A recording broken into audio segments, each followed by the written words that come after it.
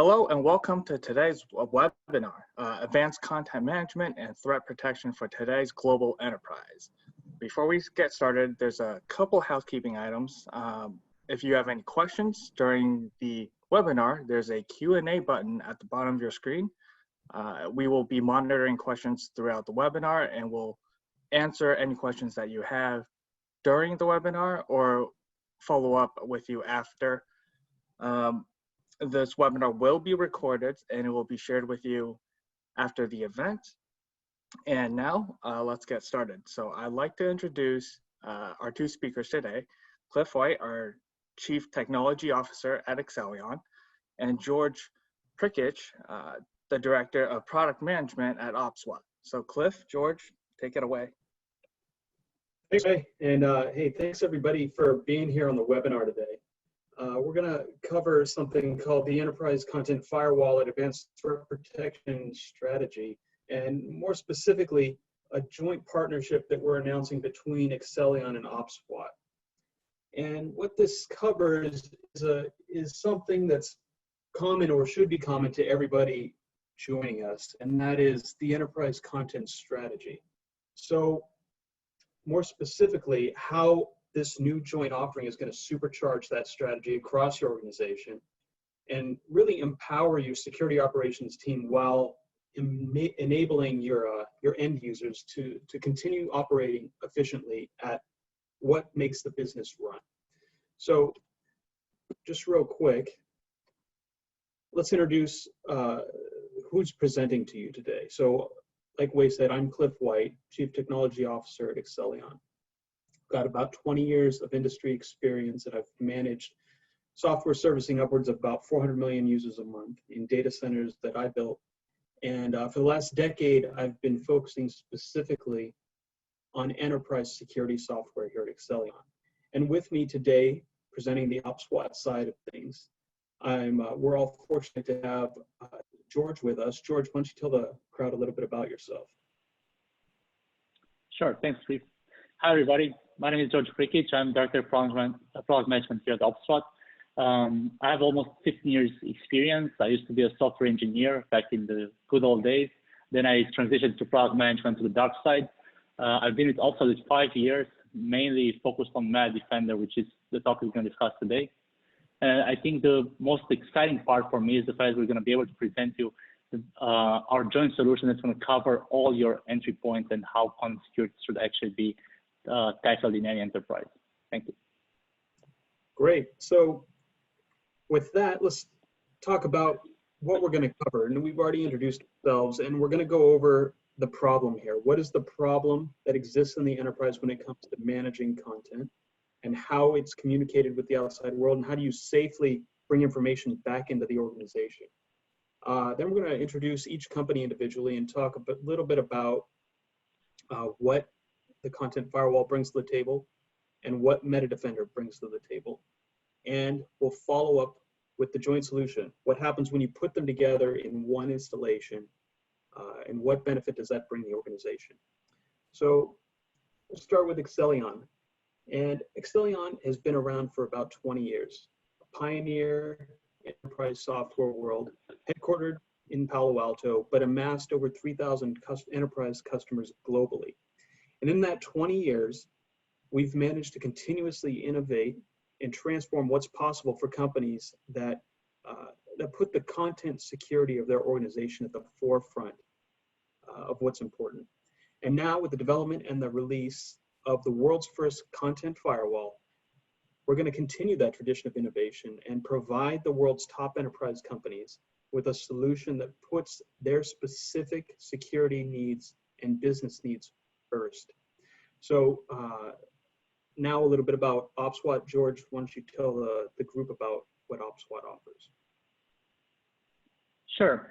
OPSWAT has been around for almost 20 years now, and our mission is actually to protect critical infrastructure, right? We have like two very different business units. The first file we had is more focused on endpoint security and compliance checks, posture assessment, something like that. So think about, we have most of the big players in VPN, SSL, NAC space, and so on as our customers for OEM, but also we have direct customers there. And we cover over 100 million endpoints worldwide. The second part of pretty much the most important part of our business nowadays actually is Managed Defender. And that's the one that we're going to introduce today as that content security platform.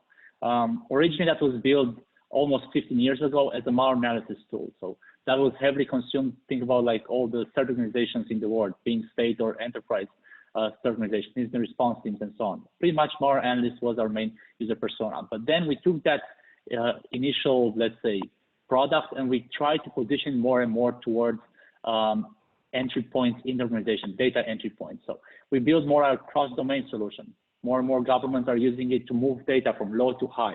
Any organization that has like an offline environment, secured, unsecured, secure, NIPR, CIPR, things like that, pretty much are deploying Managed Defender as the gatekeeper to get data in, to secure that data, to make sure the data is safe to consume on the high side, right?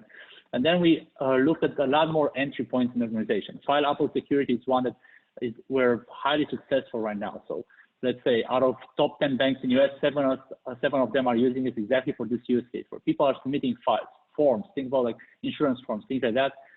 Managed Defender is there to analyze the files to make sure they're secure to be consumed on the high side, so the end user can consume a safe content.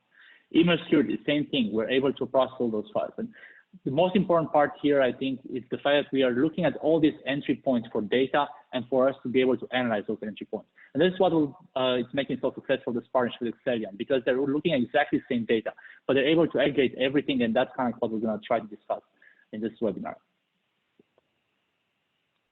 Great. So, and now that you know a little bit about the companies that are behind this joint solution, we're going to talk about the problem that we're trying to address here. We've mentioned content quite a few times already. And George, let me ask you this. How much content, just pure data, do you think the typical enterprise has inside of it?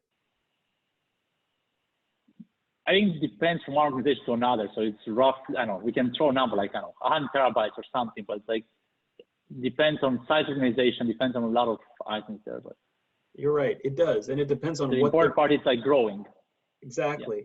So the typical enterprise has upwards of 350 terabytes of just pure content that it's responsible for.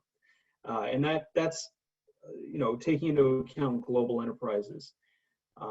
And the creation of that content is not slowing down. Every day, about 2.5 quintillion bytes of data are created. And in the last 2 years alone, 90% of all of the world's content has been created. So that just gives you an idea of how much content we're talking about. And most of that is within these different systems of record that are within the enterprise boundaries that they've put together to store all of that content. And that includes Office 365, Oracle, the SAPs, Box, Dropbox, G Suite, iManage, EHR systems like Epic and Cerner. And then on top of that, once the systems of record have been put in place, each department has its own mechanism for dealing with those systems of record. Finance has its own methods for dealing with data inside of NetSuite. Legal has iManage and its own process for walling off how it exchanges information inside of iManage. Marketing has various repositories inside and outside of the organization. The list really goes on. And the cyber team so far has really done a good job of sealing off and protecting all of those systems of record. It's a manageable problem when you're just dealing with securing the organization internally and putting a perimeter around it. So where does the problem come from, right? When we talk about the problem with these sort of situations, it's when eventually those business units have to start communicating with entities on the outside of the secure perimeter. So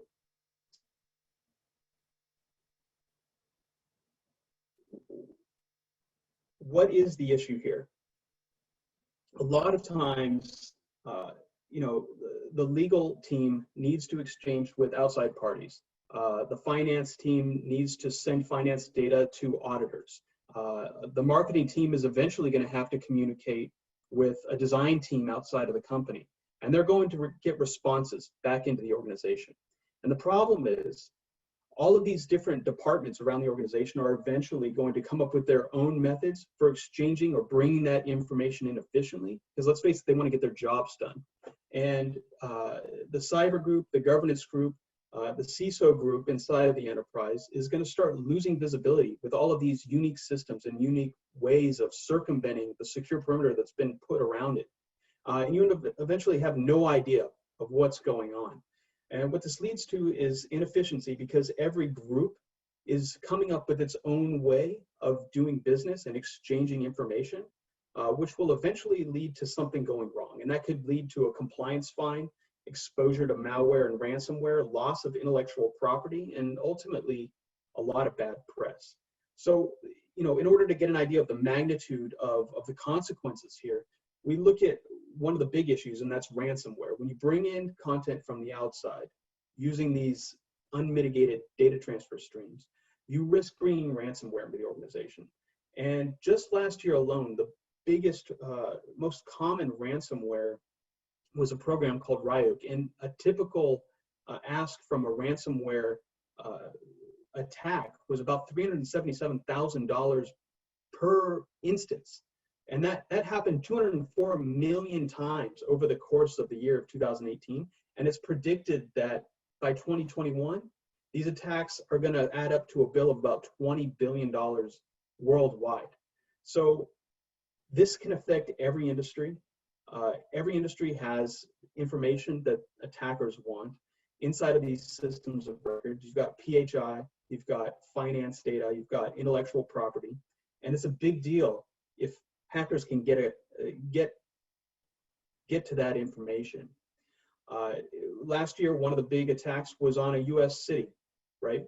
And it was just one file that made its way unvalidated into the organization and ultimately ended up costing the city upwards of $18 million in collateral damage over the course of the year in repairing everything that happened in terms of remediation, buying new hardware, deferring revenue. And that's a difficult conversation to have with constituents and taxpayers ultimately when it comes to why did this happen? And really, why does this happen? Well, it's because content from untrusted third parties ultimately makes its way into the enterprise. And it's because somebody needs to get their job done.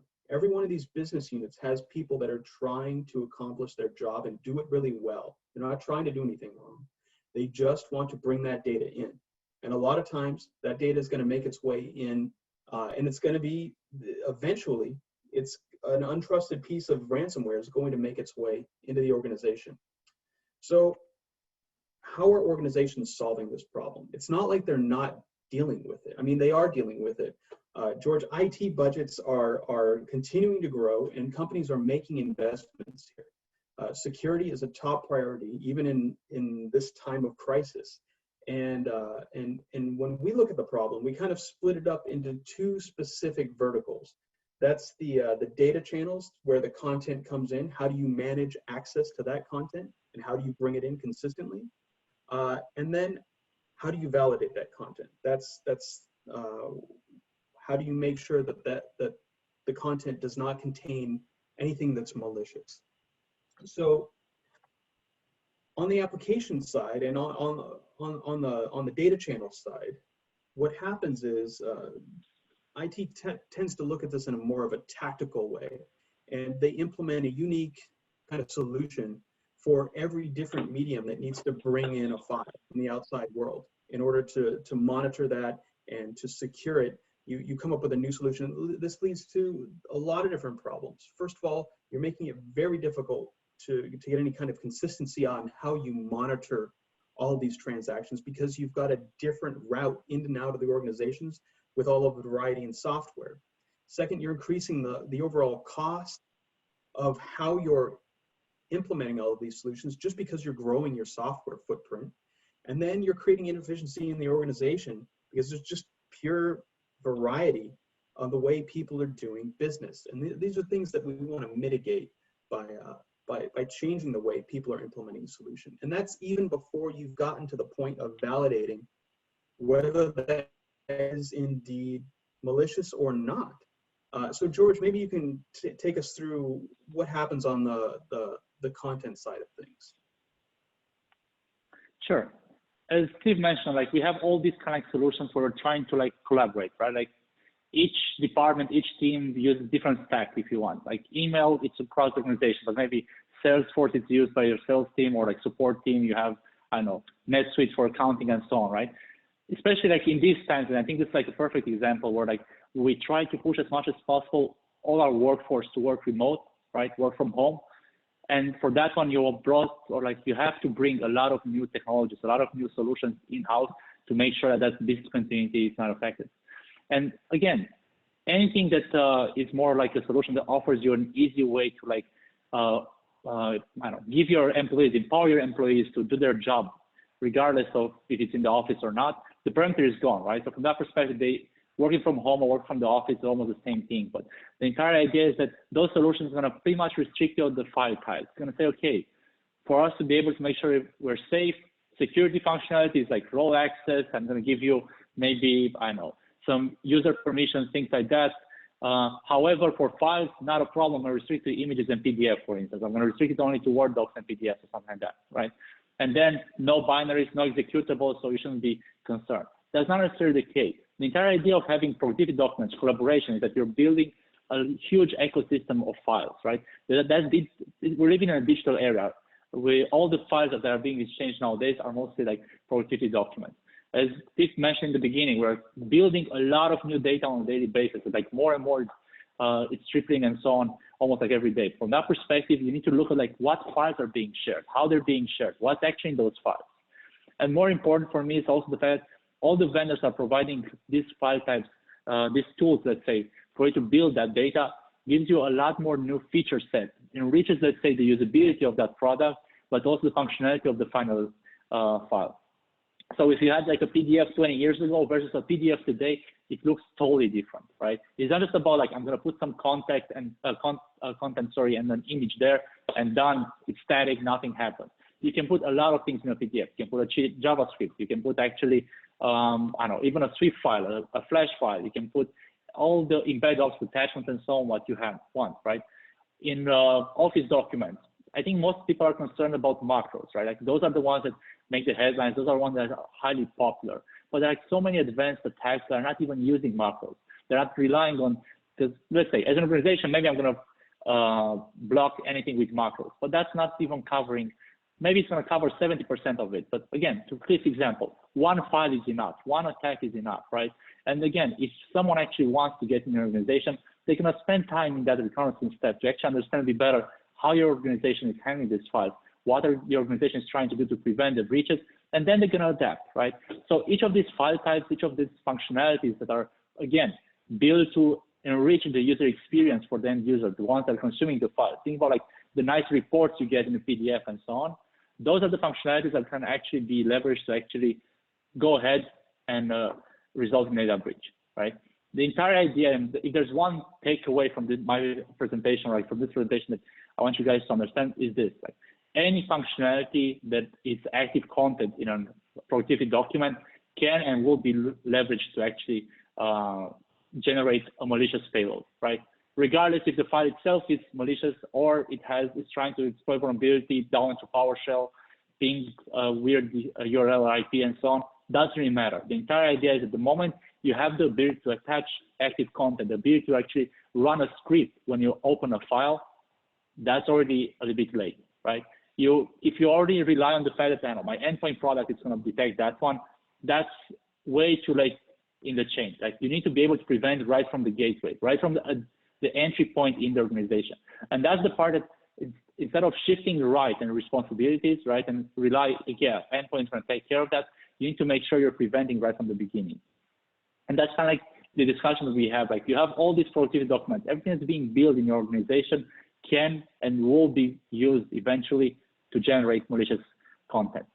And instead of relying on just blocking certain file types and so on, you need to make your due diligence, if you want, and make sure that all the traffic that's coming in, regardless of the source, regardless if it's a trusted source, right? George, as an employee, maybe I can get hacked, right? Like there's, everybody's exposed. My machine can be compromised and so on. From that perspective, you need to make sure that at the end of the day, you are not taking into consideration that there's a safe environment, or like they're beyond the perimeter, everything is safe there. We're way past that concept, right? Right now, you need to make sure that everyone comes in, it's properly validated, regardless of the entry point and also regardless of the source. That's and you're spot on, George. Being able to accurately validate all of that content, regardless of where it comes in, is incredibly important, because these attackers only need to be lucky once. They only need to send in and get one person to open one of these files. And like we built up a story here about how the organization builds a very complex network of solutions to facilitate bringing all this content in. So you have a unique way of bringing email in, a unique way of managing secure file sharing, a unique way of managing automated content, and you probably have so much content that you're having trouble deciding whether or not to validate all of it, to push it all through a system that's going to tell you whether or not it's malicious. And that's going to lead to an increased likelihood that a breach will happen, that something will make way through. And that's really the state of the enterprise landscape today. People are building up these complex solutions, and there's just more and more data with more and more variety flooding into the organization. So with those two categories broken down, Accellion and OPSWAT solve each of these in a very specific way. And we're going to walk you through how each organization provides a product that solves their side of the problem, and then how we ultimately bring those together. That sound good, George? So the Accellion Enterprise Content Firewall. I'll give you the overview here real quick. So the Content Firewall is the only secure solution that gives enterprises a single cutting-edge platform for implementing unrivaled governance, minimizing cost, and maximizing efficiency across the organization when it comes to how content, all this data that's coming in and leaving, is exchanged with both trusted and untrusted third parties. And a lot of time, these third parties, like George said, I might trust George, but he may be compromised and not know it. And I'm going to request data from him, and I need to be able to do that over a trusted data stream. And it needs to be over a data stream that is simple for me to use and is in line with my business process. So the Content Firewall provides transparent connectivity to these systems of the Office 365s and the Oracle. It overlays on top of these systems and melds with each business unit extremely efficiently. And usually these business processes require that the data be transferred in very specific ways, and that includes secure email, SFTP infrastructure, and that can be outbound and inbound. There's a lot of times managed file transfer processes that need to be run to manage the automated movement of data from inside of the organization and in these systems of record to other vendors or third parties on a regular basis. And these are usually system-to-system transactions. And then there's just ad hoc file sharing. And a lot of times this is where people inside of the organization will self-source solutions, and that you'll run into a problem with shadow IT, where you're completely blind. And by bringing these all under one product and one deployment, you get a single line to maintain, a single infrastructure that can be deployed in a private cloud environment. That means it can be deployed in your environment. It can be deployed in the public cloud, but in a private account that you control, so that you have insight into every transaction, regardless of where the data is going, where it's been, and apply a consistent security story and a consistent intelligence and governance story to every transaction that happens in the system. What does that mean? Well, all of the data that comes out of these systems of record and goes out over these different transport mediums needs to have security applied to it.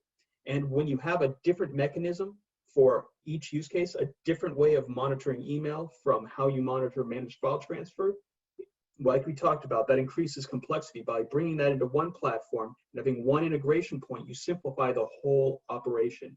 You lower the cost of IT, and you increase the ability to monitor each transaction. So in terms of security, we offer an integration like the ability to monitor each file with OPSWAT, and then apply a DLP policy like what George was talking about for every file that goes out. So if you've already built a DLP policy for all of your Office files, and then you want to apply that to everything that's going through managed file transfer, everything that's going out over email, and then all of that ad hoc file sharing, you have a consistent way to do that with one configuration screen. And then after all of that's put together, each action that happens is fed over your SIM in a normalized syslog that you can then use to gather intelligence and reduce the amount of noise that your intelligence organization is going to need to actually make educated decisions about everything from quality assurance to remediating suspicious behavior on that content as it goes in and out of the organization.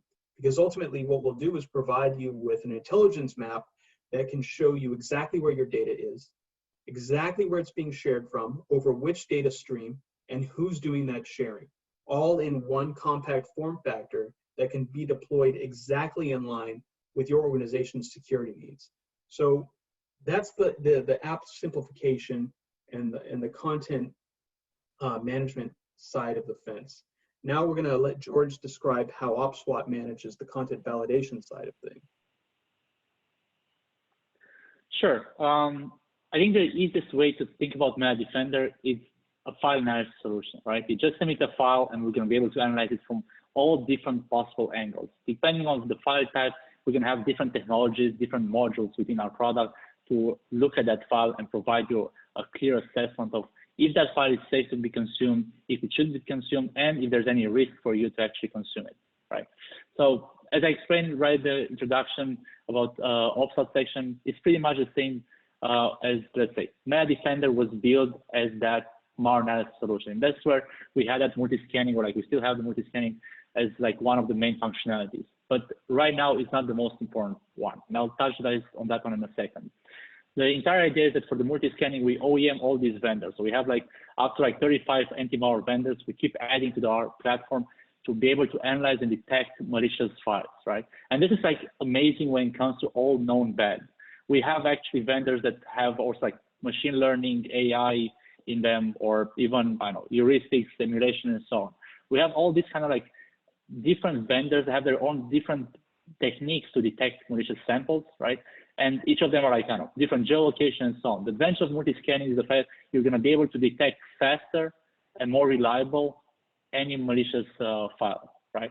And the most important part for me, at least, is the fact that we're able to bring all that information. Nothing actually gets out. Like all that information is going to be available in your environment.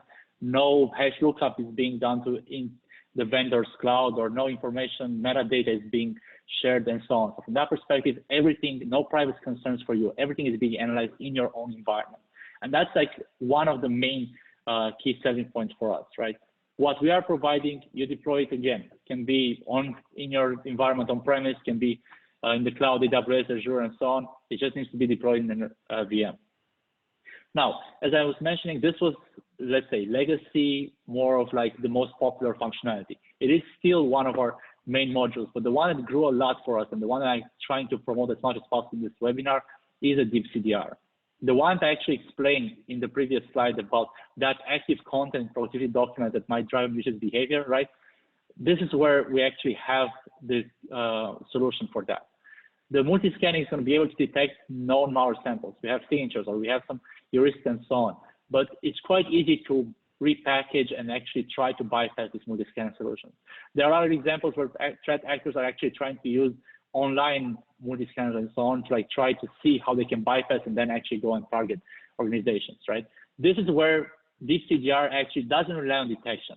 It's going to look at the file, take any productivity file. We have support for almost 100 file types. For that one, we're going to look at the structure of that file. We're going to break it apart in small components, and each of the components in that productivity file that might drive a malicious behavior is going to be removed. And this is the key part, might drive a malicious behavior. It doesn't have to be malicious. The entire idea is that we don't rely on detection. So the fact that there's a macro there, we're going to remove it. If it's an audio object, we're going to remove it. If it's a hyperlink, we're going to actually try to rewrite that one. If it's like, let's say, an image or like a PDF in a Word doc that's in Excel, we're going to go to the entire chain, and recursively, we're going to actually sanitize every productivity file and component in that file. And this is the part that we're going to disarm. So this is the entire concept, right? You remove the payload, you remove the trigger, if you want, from the file. And that will make us safe to consume content on the high side, right? As an end user, if I receive an email, regardless how much you're going to train your user, don't click a link, don't open a file, and so on. Each of us receive like a fake invoice on a daily basis, right? If you don't have this kind of technology in front of your email system or in front of any data entry point, someone will open eventually a file. And it's enough for that one to happen once, right? This is a technology that you can actually put right in front of all your applications, and you're going to be able to have a safe to consume content for your end users. Yes, this will actually remove maybe even like some varied functionalities, right? Maybe the accounting will actually require to have certain macros in it. We can go back and look into that. But the entire idea, you need to provide a high standard security policy for all your employees, right? Don't start with the exceptions, start with the overall tight policy, and then we can look how we can actually tackle the exceptions. And there are ways to look in that as well. But this is a product, this is a technology that's going to be able to prevent any malicious attack using productivity documents.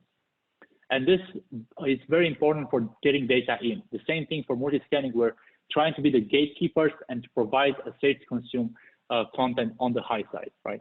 Now, we have some functionalities for data out. Proactive DLP is actually one of the most popular right now because a lot of the workforce, again, trying to be remote, is getting data out of the organization, and some of that data is actually highly, important.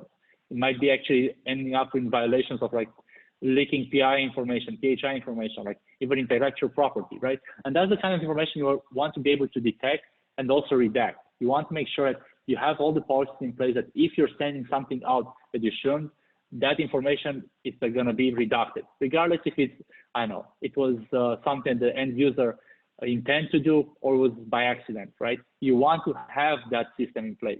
Once again, the technologies or like the functionality is being built not to rely on the end user. It's actually to avoid any mistakes that the end users might or might not do. Another important functionality for us is the file-based vulnerability. So as I explained before, we have our Defender deployment a lot in cross-domain solutions, so getting data from low to high. And one of the best examples here is actually like, we have a kiosk product. Think about like an ATM lookalike where you plug in your media. And that's highly popular. Most of the US nuclear facilities in the country are using it for that, to bring data from a low to high environment, right?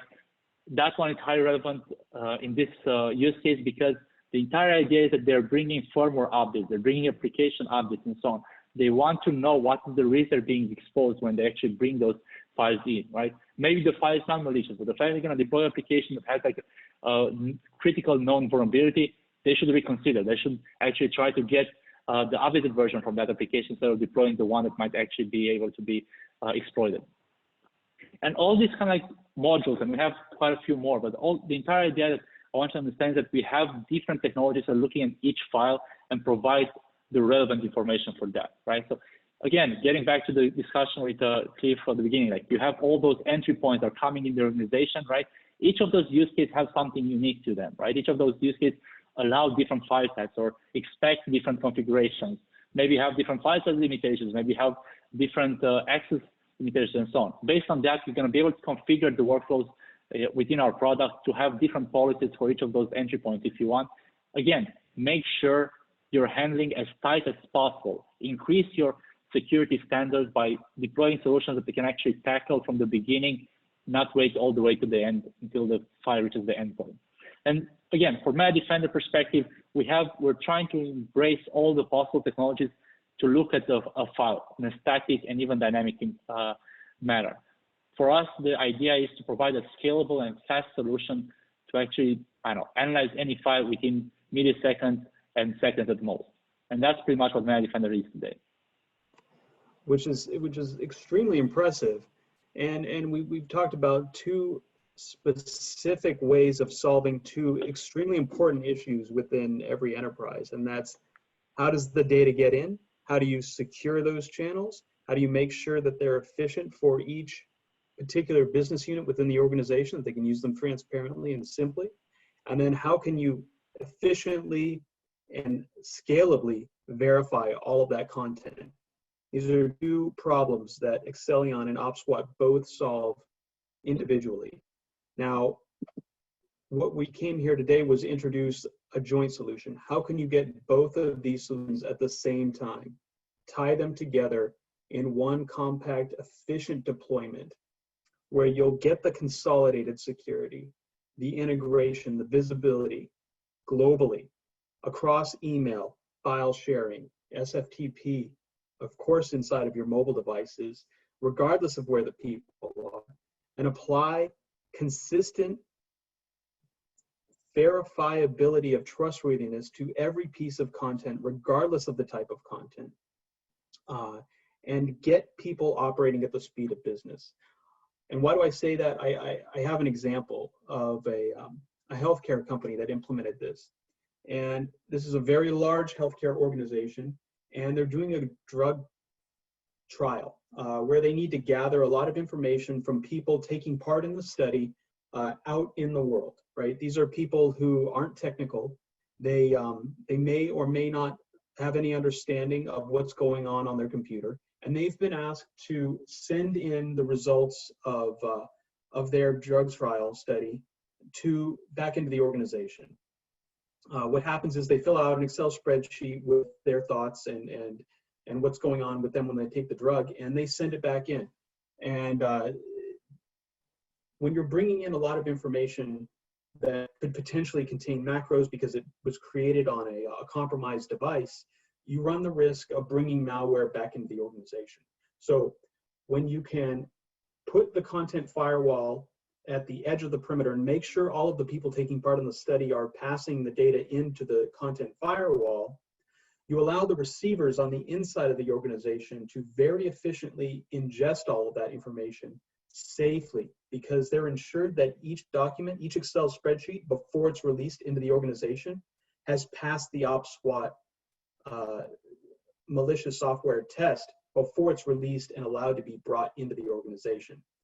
Then the person running the study does a few transformations on the file, drops it in a server, and that server is running some managed file transfer automation software.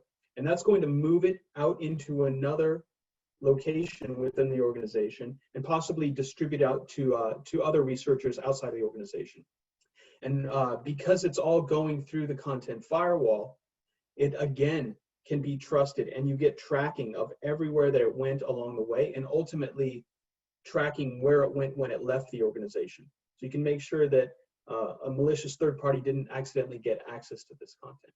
So this is just an example of a global strategy of applying the joint solution with one integration point, one simple configuration, one way to guarantee that all of the data is verified and guaranteed trustworthy, and gain that global visibility across every transaction, regardless of the data channel that content went out and over. So I guess now you're saying, George, maybe we should show them how this looks when it's put together, some kind of a technical architecture, which we have here. And what we're showing you is kind of a flow chart of what this looks like in the real world. You have the third parties, and you have the Accellion content firewall shielding the organization and bringing that content in. Now, that third party could be emailing it, they could be sending it over SFTP, they could be putting it in a secure folder in the web. But the bottom line is it's going through the content firewall, and it's stopped right there at the edge. And this content firewall could live in the enterprise's data center, it could live in Amazon or Azure in their account, it could be hosted for them by Accellion.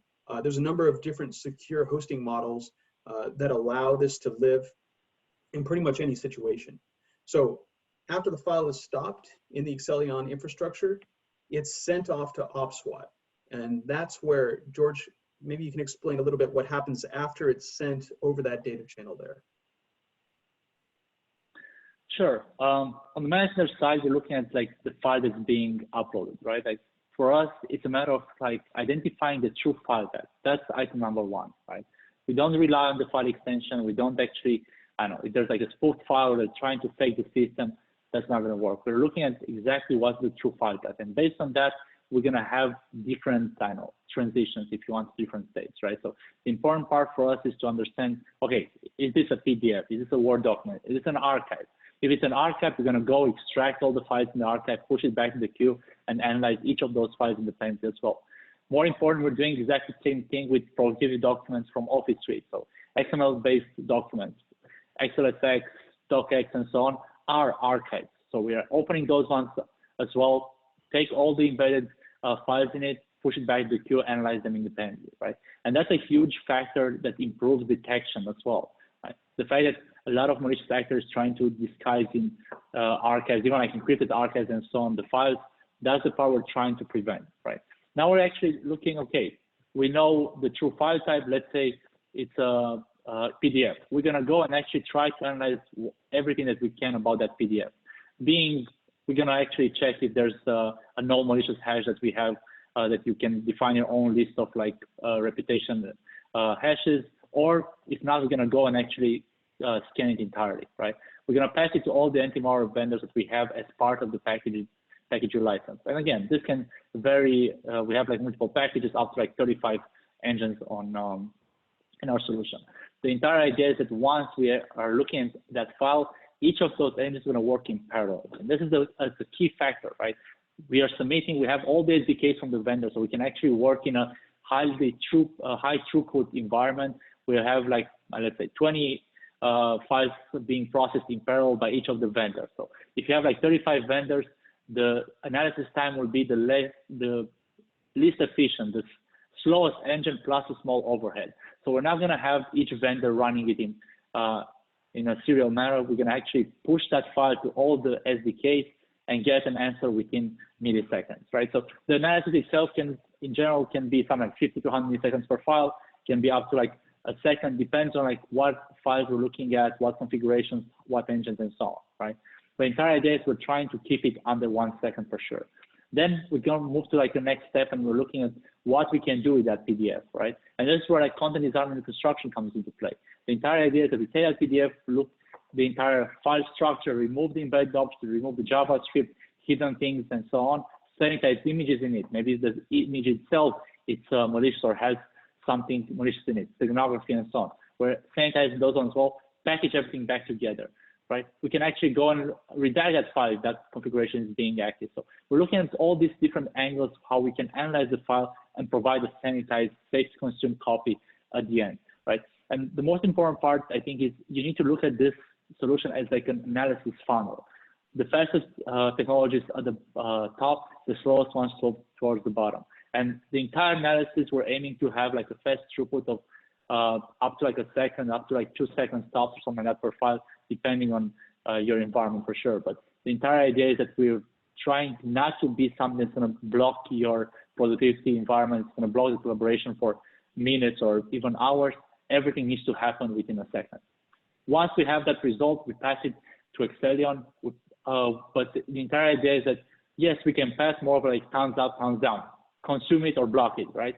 But it's also the fact we have all that metadata, all the entire report of like what we've analyzed in our reporting, right? So we can look at, okay, someone submitted an Excel file with macros in it. Well, we remove the macros. Were they actually safe to consume? You can actually go look into the metadata report. You can even see the script, the macro script in that dashboard. You can see what were the embedded objects that we removed or like sanitized in that document. So you have like a full end-to-end report, what happened as part of the analysis with that file.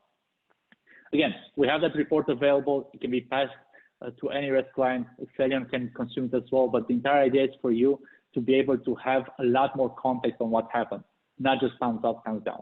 Once you have the final result, again, it's being passed to Accellion, and they will do the remediation if you want. Wow, that's a lot that happens in a short amount of time. So what happens is when we get that answer back very quickly, and all of that magic kind of happens inside of the OPSWAT environment, the file is then either released to the system of record that it was bound for, or the end user that's waiting for it, which in this case, they're getting it very quickly and efficiently and safely, or it's quarantined and the admin is told that there's been a problem. Somebody has tried to send ransomware or malware or some kind of malicious content into the organization. And like George was talking about, how OPSWAT stores all of the information about what was happening. all of the information about where the file came from, and all the metadata around it is also logged in the Accellion intelligence logs and provides insight in what we call the CISO dashboard down there at the bottom, where you'll get a map of where all the content is, where it came from, where it's going, where the malicious files came from, get a report to see where they are around the world, and ultimately normalize all of that regardless of the medium that it's coming in on, if it's coming in over MFT or over email or in the web, and give your SIM a consistent syslog of all of those transactions so that your SOC gets the complete picture of everything that happens in this flow.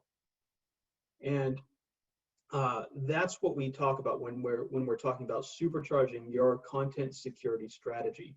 One simple integration point and configuration to get this whole suite of security and enablement set up in your enterprise and reduce the effort to get this job done, increase security overall, and provide superior visibility across the organization and for your governance and cyber team. And with that, I'm going to move to a Q&A. Any questions out there? Let's go ahead and check the question bin that I've been given access to. So let's see here. So George, here's a question for OPSWAT. Doesn't adding more and more scanners have a diminishing return?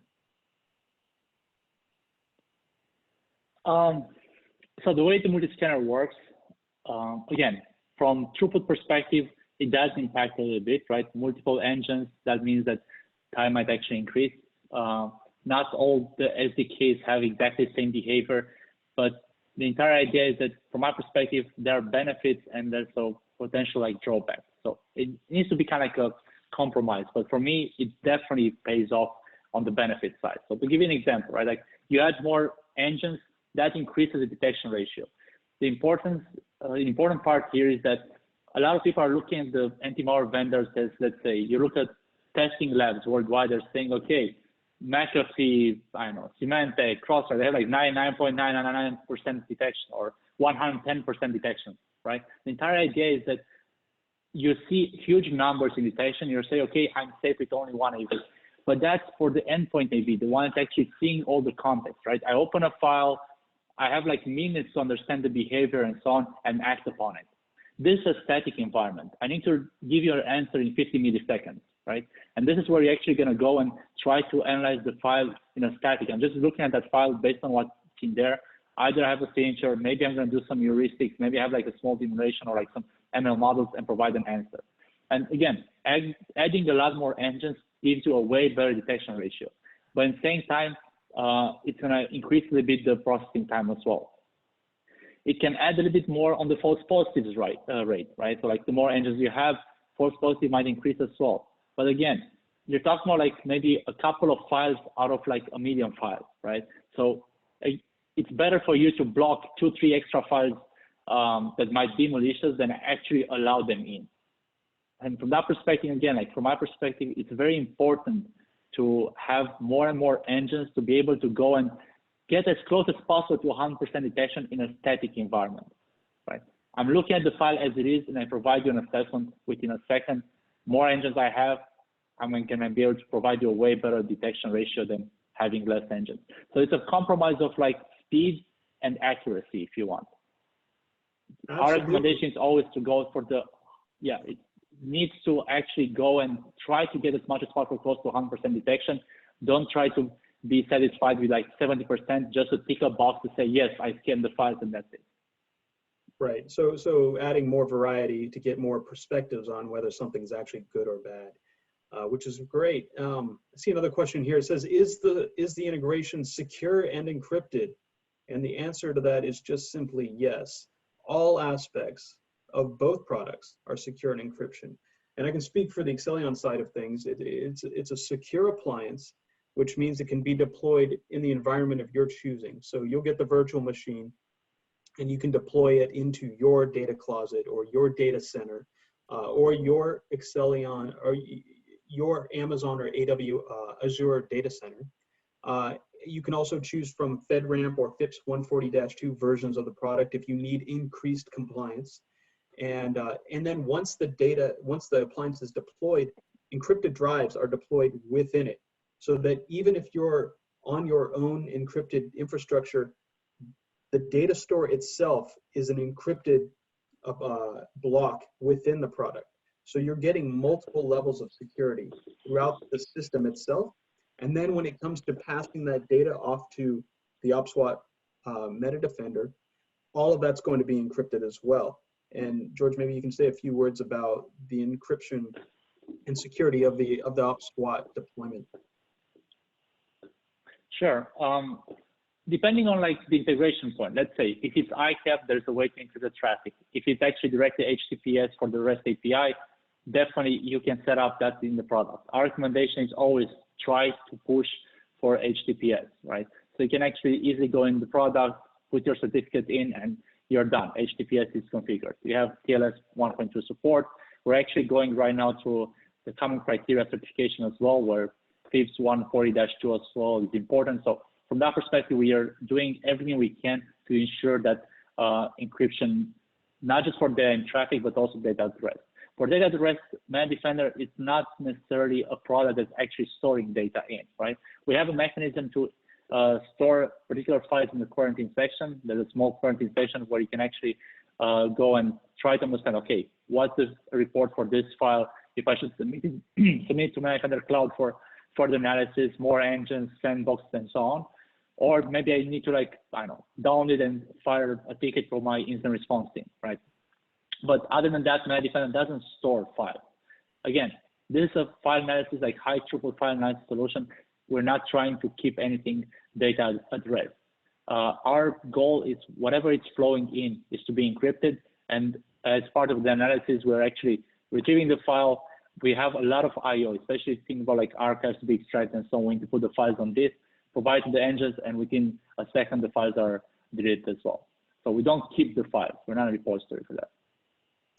Fantastic. Okay, and with that, I think we're about out of time here. So I'm just going to thank everybody for joining us on the webinar here. Thank you, George, and the OPSWAT team for joining in with the Accellion team in this joint effort in providing all of the content for such a fantastic offering. We're really excited about this partnership, and we really think that enterprises will benefit from the efficiency and the intelligence that both products will provide to an organization that takes content security seriously. We're providing emails for both sides of the product here, so please email both of them to request further information or proof of concept requests. And with that, I'd just like to thank everybody again, and have a great rest of your day, and we'll be talking soon. Thank you, everyone. Thanks, Steve. Thank you. Bye-bye. Bye. Accellion. Protect your data from leaks and threats with an enterprise content firewall.